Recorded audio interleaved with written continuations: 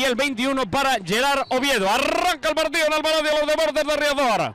Mueve ya la pelota de correr por parte de l'Arenys, aquí con su máximo goleador Marc Puigvert, que además es un tío que está endiablado en lo que se refiere a los lanzamientos desde el punto 7:40, las faltas directas. Endiablado ahora está el Deportivo Liceo, que trataba de correr y gol. ¡Gol!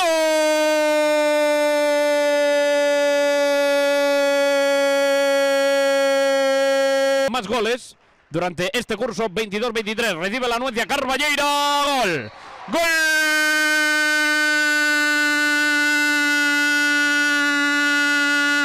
De Celsi, que cada vez que marca un gol, set para Fabri Chocale. Chocale se quiere meter por dentro. Muestra su versión ahora Marc Pujadas. Y sigue jugando ofensivamente ahora el Deportivo Liceo. Siguen cambiando también los suyos. Lo prueba Fabri Chocale. Se le marcha arriba, pero no, porque estaba Canal para meter la puntillita y anotar el tercero de la primera parte. Segundo palo, ahora Dava Torres no puede cazarla. Era muy bueno el envío de Paul Manrubia, que se disculpa ahora con Torres porque se marchó un poquito largo. Ese intento de asistencia de un dorsal número 7, que como característica también principal, pues tiene esta visión de juego, ¿no?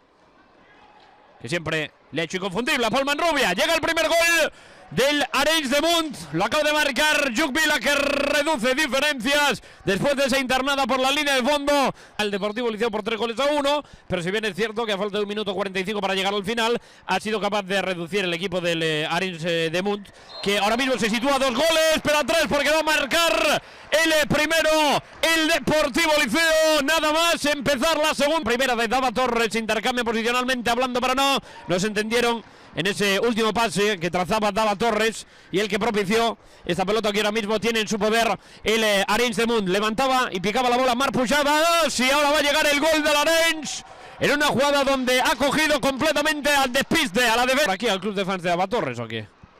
Manrubia, un saludo para ellos. Si no pudieron venir, pues que nos lo comenten también por redes sociales y tal. 5 segundos para acabar, 4 segundos y 3 y 2 y 1.